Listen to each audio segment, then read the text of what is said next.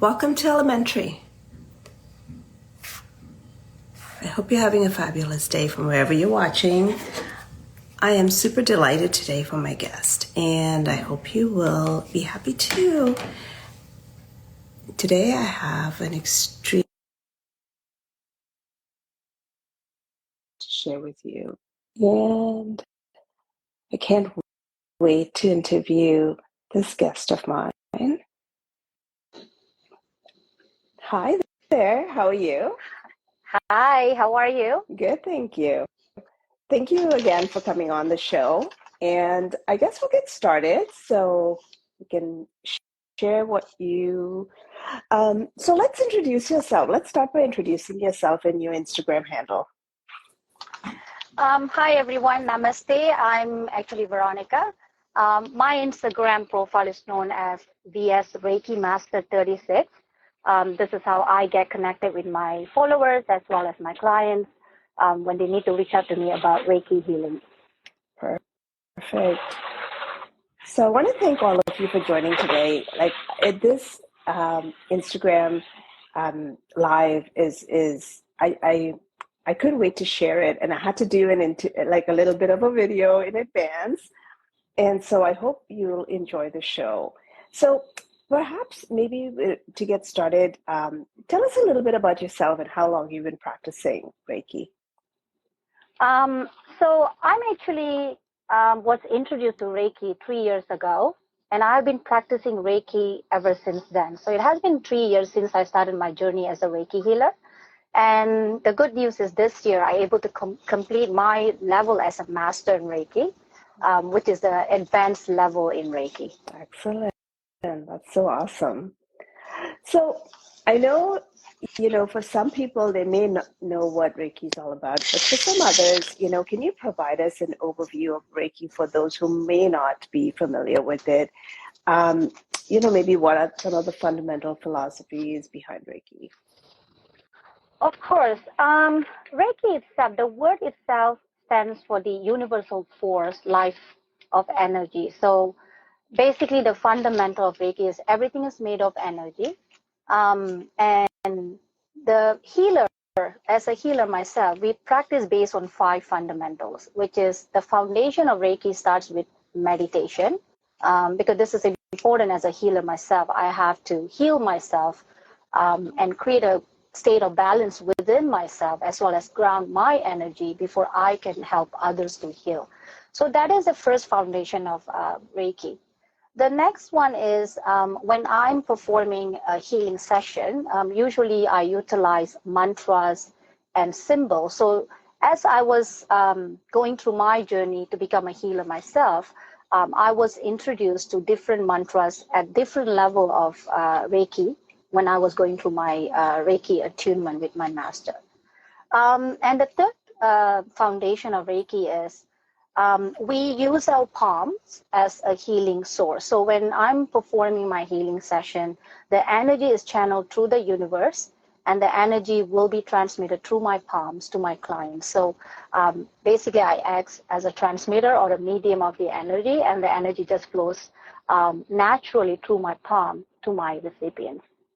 And the fourth foundation of Reiki is we do attunement. So this is a process that happened during a process when a student or an energy seeker wanted to learn what is Reiki, and they want to become a healer themselves. So as a student, we will go through an attunement process with our master or our teacher that will teach about the foundation of Reiki, the history of Reiki, and then finally it will be ended with an attunement session. So what it means is the Reiki healer or the Reiki teacher who is at master level will actually download the energy to the student. And this is where the student will get energized, will get cleansed, and will go through a process of receiving the energy. And usually it will be felt by the student themselves in a vibration forms, in an energy forms. And the final foundation, Go ahead. And the final foundation is we do practice Reiki on 5 principles. So we always use this as a self mantra or self affirmation as a healer ourselves to practice in our daily life. Yeah, that's quite a bit. And thank you for giving us a detailed explanation. Could you explain the concepts of energy behind Reiki healing? Like, how does Reiki work to balance and heal the body's energy? Okay, so the easy way to understand is this exists everywhere, surround us. You know, energy comes in a form that sometimes you can sense, sometimes you can feel, sometimes you can experience. But sadly, not all of us can see Reiki energy. So the Reiki energy comes from the universal life force. And when we perform a Reiki healing, the client or the recipient will feel it in an energy form as well. So that's how energy works, and that's how energy actually flows through the healer to the recipient themselves. So, what does a typical Reiki session involve? Like, how would you create a comfortable and healing environment for your clients? Yeah. So it all begins with an appointment, of course. So a client will reach out to me for the healing session, and I will name and time that works for both of us. So my healing session usually takes place in my home. This is where I have a healing room has been set up. So what happened is from the time we have connected, like myself with my client, I usually prepare my client ahead of the session. So usually I will suggest the healing, the client will be asked to hydrate themselves well, to have a very good sleep. I will sometimes send some healing music, because healing music actually generates frequency. So frequency, there are many type of frequency, and the type of frequency works very differently. It can be for mind or body or soul healing. So based on what I understand from my client, I will send specific type of frequency to begin the healing from their home base itself before even they come to my session. So this is just a preparation before a client come to my healing session. And sometimes lifestyle has a lot of impact on how the energy going to flow during the session. So sometimes if I know ahead of time that my client do smoke or they do drink alcohol, so sometimes I would give a suggestion, if they can reduce the amount of smoke or the alcohol before they come to session, that will actually help and benefits their client themselves. So from the time the client arrives, so the session will begin with a short interview session, mainly because I will try to understand what brought the client for the healing, as what is the goal that the client tried to achieve with the healing session, and what is the intention that we need to set specifically to be individualized for that client themselves.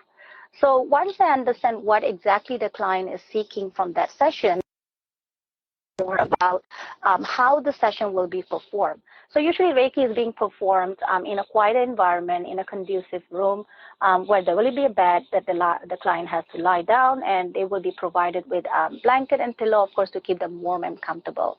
And on top of that, I will also explain how the session will take place from the beginning until to the end, and what the client can expect. Now, just for the viewers to understand, every client comes to me with a very individualized reason, with a very individualized issues or problems, because everyone have their own journey in life, and everything that they is based on their own perception and experience that they had gathered over their life. So the experience that the client will experience is very individual. So usually I will give them a general guideline.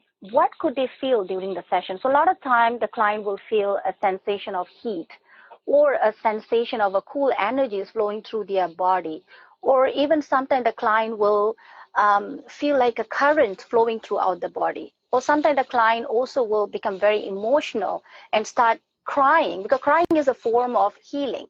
Because when they bring out all this buried down emotion that they had piled up over the years, that is actually to help them to heal. So the experience that they will go through during the session, as I said, will be very individualized, but I will try to prepare them ahead of time so they don't get scared of what they're feeling, because they don't know what is happening to them at the time of the session. Now, once the client has lied down, we will begin the session. Usually I will have a healing music in the background. Sometimes I do incorporate other elements by using a healing bowl sound or candle lights to kind of strengthen the energy flows and also to initiate the Reiki healing. So usually, as I mentioned earlier, the healing is using the palms. The energy will be transmitted through the healer to the recipient by using the palms. The client can consent if they prefer a touch technique or a non-touch technique. Irregardless what technique they chose, the Reiki energy will flow through the body, and how much energy they will sense or how much energy the client will experience is totally controlled by the universe. I have no control what the client is going to experience or how they're going to feel, as well as the client. They just have to lie down there and they just have to be in a state of calmness, be open-minded and open to receive the Reiki energy. Just to share a lot of time, the moment I start my session by starting the healing music, most of my clients will fall asleep. And usually they stay asleep till to the end of the session. And sometimes I will just, after I ended my session, I will just let them to rest, because that is actually indicating the client is actually receiving the energy is flowing, and they are receiving the healing through that state of calmness. Interesting. So I just wanted to let people know if they have any questions, they can drop it in the comments or in the question icon down below. I'm watching the chat, so if you do have questions, make sure you ask. We want to make sure we're able to answer it today.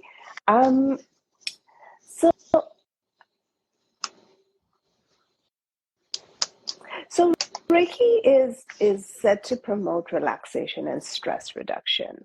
And how does it help individuals manage stress and its associated effects on the body and the mind? Thank you for asking this question. This is a very important question that usually what the healer will address with the client. As I shared earlier, when a client comes to me for healing, the important part is when I'm interviewing the client, trying to understand what brought them to the healing session. So if it is something related to, I usually classify any sort of stress or emotional imbalances as an emotional imbalance. Sometimes some clients do classify it as a mental health issues, but the way I look at it, it's just an imbalance in their mental health.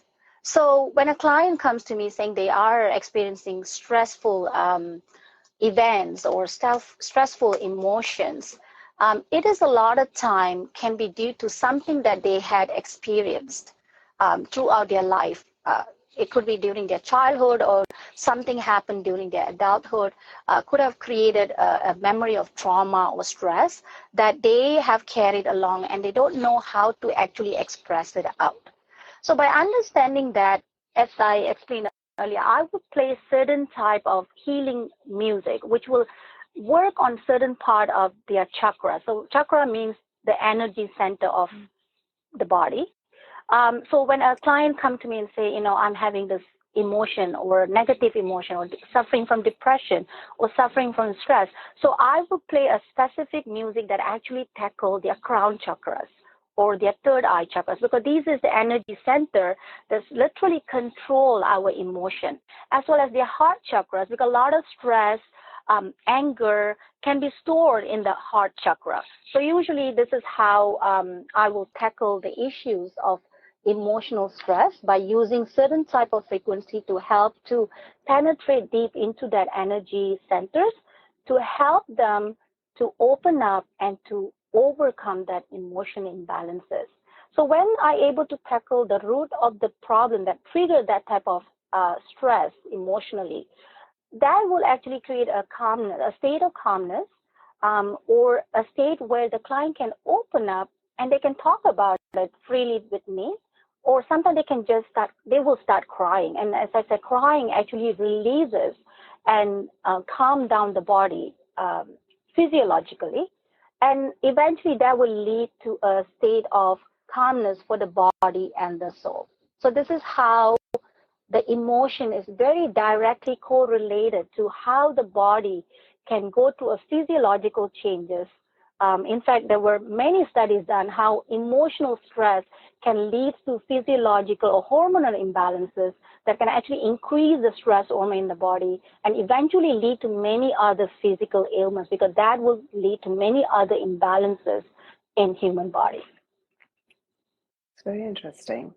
But how do you continue to deepen your understanding and practice of Reiki? Like, are there ongoing learning and personal development aspects as a Reiki master? So, to answer that question, I want to just share why I became a Reiki healer in the first place. So, I've been working as a registered nurse for over 23 years now, and I've been working in many different departments in medical field. And I realized that indirectly I have been practicing some sort of energy healing just by my healing touch. So I have to saying that sometimes I just feel like I can do more than just being a nurse, just carrying on my medical, knowledge to help my client to heal. This is when I try to seek for what is out there that I can actually do more, but I still want to be in a field where I can help my clients to heal or others to heal. Now, having saying that, Reiki is not something that you can advance your knowledge just by reading a book. It is purely based on energy healing. It's purely based on hands-on practices. It's purely based on experiencing different experience as you are performing the energy healing for your clients, because every client will have a very different experiences. And as a healer myself, I experience every session very differently with each and every client that I have, met in my practice. So the way I'm looking at it, to advance my practice, to advance my skill, and also to create a self-development for myself, is purely based on practicing more energy healing. I'm also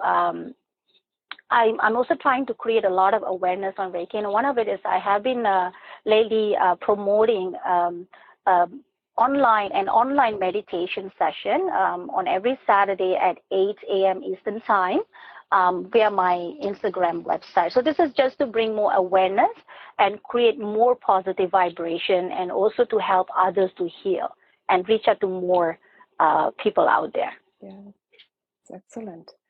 So Reiki has various symbols and techniques, and could you explain some advanced practices within Reiki and how they differ from like some fundamental techniques, perhaps? Of course.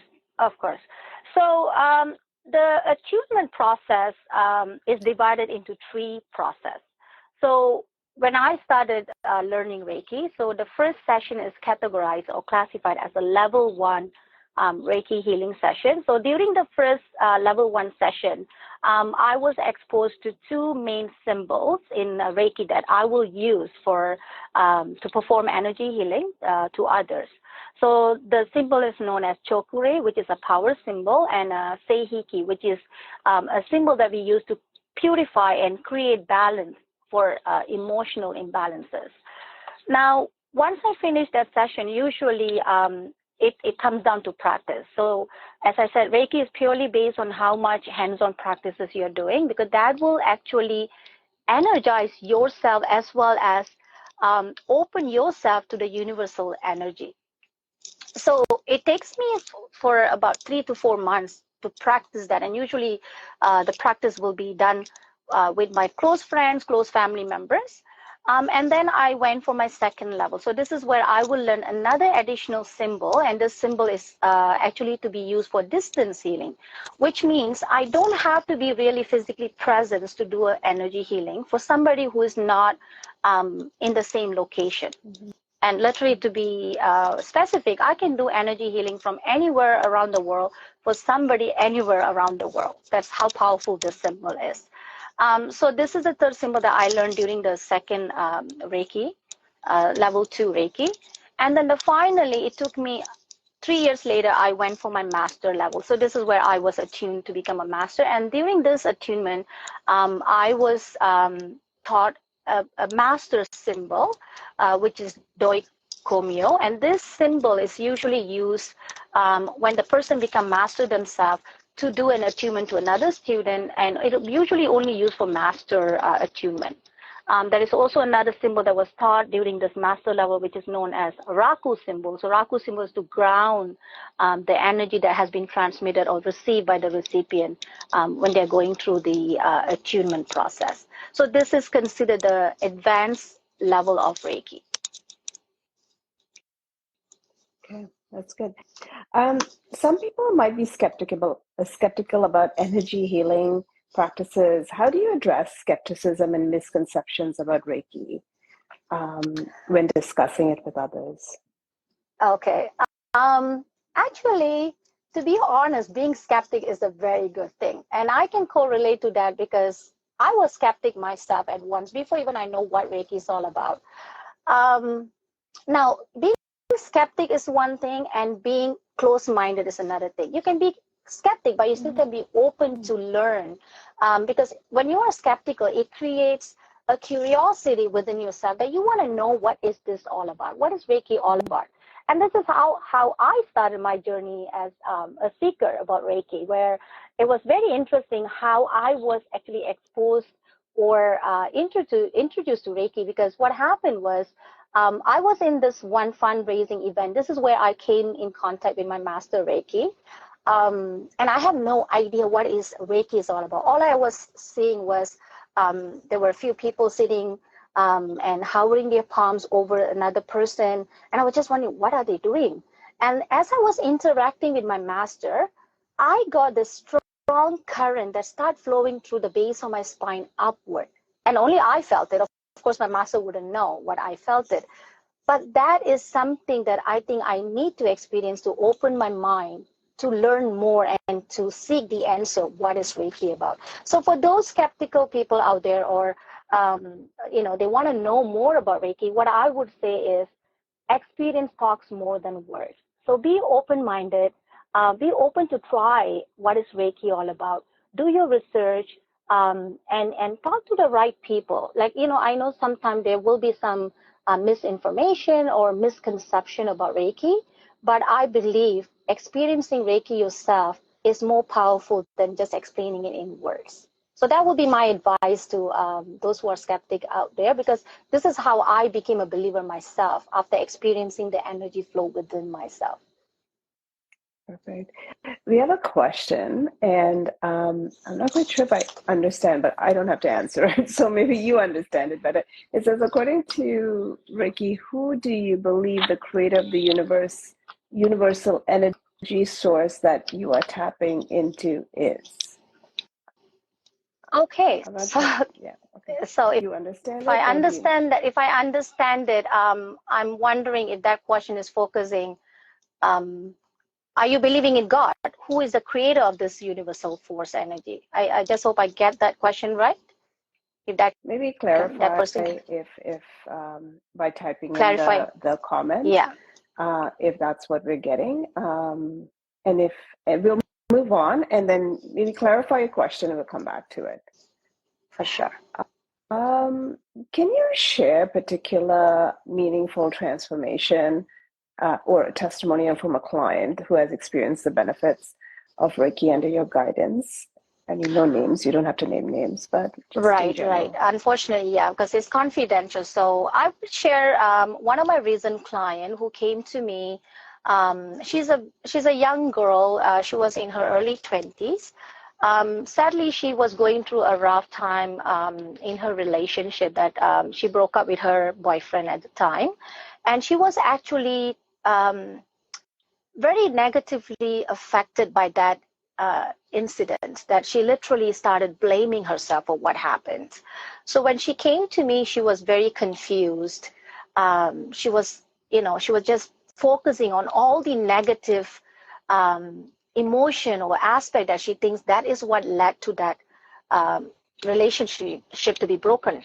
So when I seen her, of course, as how I explained how the session will be started. So we had a conversation, and of course, we set an intention for her. So obviously the intention that we set for her was, instead of focusing on all the negativity, start focusing what is positive about herself. And that is what the intention we set for her. And at the end of the session, she woken up with feeling very light, very focused, and having a clarity of what she needs to focus on and how to move on with her life, being single now, of course. And recently I connected with her just to find out how she's doing. She's doing amazing. She has been meeting new people in her life. She has been creating a healthy social group, interacting with different group of people, started exploring life more, being a single woman. She's going out and exploring events on her own. And she said she is at the best state of positivity right now after the session. And I'm, hearing this kind of positive impact that Reiki brings to my client, I can never stop smiling. It's priceless. Yeah, no, absolutely. I guess the question that was asked earlier, they say, where do you believe it comes from? I guess. Okay, so Reiki is a universal force life of energy. So if you look into spiritualism, we don't say that Reiki was created by, we all have different faiths. There are Hindus, they are Christian, they are Muslim. So we don't say specifically Reiki was created by so and so. Like if you look, the easy way you can understand Reiki, where it comes from, think about sun. Sun is the source of universal energy, because without sun, there won't be any life on earth, right? Mm-hmm. So who created sun? Who created moon? Moon controls the tides of the ocean. No one ever said this moon was created by so and so. It just exists in cosmos. There are many other planets in cosmos that exist. There are many other stars that exist in cosmos that actually generates energy. In fact, a simple thing you can look at is just the ocean itself. You can generate energy from ocean. So who created the ocean? So however you believe where this energy comes down to, the foundation of Reiki, it comes from the universal energy. That's what Reiki is. Right. Hope that answers your question. What advice would you give an individual who's considering experiencing Reiki for the first time or embarking on their own Reiki journey? So for those who want to just experience a Reiki healing for themselves, the first thing I would suggest is be open about it. Don't set an expectation. Be open about it and be honest that you are truly wanting to go for this Reiki healing, because mind is the power. The thought that you're putting in your mind actually generates energy. In fact, there are many scientific studies being done how energy comes from the mind and how it affects everything else, physically and emotionally. So be open about receiving a session, and if you need to have more information, you can connect with your healer ahead of time just to get more information and also to be aware how the session will work for you and how it's going to help you. Now, for those who are seeking to become a healer, the first important thing that I would suggest is meditate, because the base foundation, the ultimate foundation of Reiki is meditation. And the reason behind of it, you have to be grounded enough. You have to heal yourself first before you become a healer to heal others. For an example, a very simple example, if you're on a plane and if that something happened and there's an event of emergency, you were asked to apply the oxygen mask on yourself first before you apply it to the next person beside you. And that is the reason, because you can't help others if you don't help yourself first. So that foundation applies to Reiki as well. You have to ground yourself. You have to clean the energy blockages that you carry along within yourself first before you attune to the Reiki energy and become a healer for others. That's well said. Thank you. What continues to inspire you in your role as a Reiki master, and what message would you like to share with those who are drawn to the world of Reiki? So what continues to inspire me is obviously, and I would say the most important thing is seeing someone else getting a positive impact from the session. When they have a positive change in their life, and they're able to carry on the life in a positive manner, that is something that you can buy with money, right? It's priceless. And it is a true healing that I can give to someone because, as I said, as a nurse, sometimes I just feel, what can I do more for this person to heal this person emotionally? Because a lot of times we treat patient using medication, but we don't really know how to treat the core of the problem. And this is where Reiki comes into rescue, where I can actually tackle the core of emotional imbalances in a person. And of course, that is something that inspired me and also encouraging me to continue to do what I am doing today as a healer. Yeah, no, that's excellent. So that brings me to the end of my list of questions, and I had a lot of questions for you. So thank you for a lot of good questions. Yeah. Thank you. Yes, I just wanted to, check and see, did I miss something? Is there something you'd like to share before we wrap up today's session? Yeah, just on that note, as a Reiki healer, we work along with the medical professionals. Having saying that, although you're seeking an energy healing, it doesn't mean we will replace any medical advice. So in fact, we are working along with a lot of medical professionals. So there are Reiki services are being openly provided in physiotherapist department nowadays. And especially in the US, there are a lot of nurses and doctors started practicing Reiki on their patients. And it is being utilized in the lines of other medical practices. So if you are seeking an energy healing, I would also recommend always, if you have a medical condition, also get an opinion from your doctors. And then we can work in hand to hand with the doctors as well to help and aid the healing for yourself. So before we wrap up today, where can people reach you? Like if they want to book a session or they just want to learn more, where can they reach you? So one of the ways you can reach me, of course, on my Instagram, which is VS Reiki Master 36, or you can reach out to my WhatsApp via my cell number, which is 647-966-1859. In fact, I do have a WhatsApp business app that actually I do have a list of what are the services being provided and also the information on the fees and so on. Excellent. So I want to thank you for coming on. Like I mentioned before we started, I think this was a very special session that I wanted people to come on, and if they're not able to join, to at least get to hear a little bit more about and get curious. If nothing else, get curious, right? Like you said, medication can be applied to one aspect of whatever you're going through, but there's another aspect, right, that deals with much more.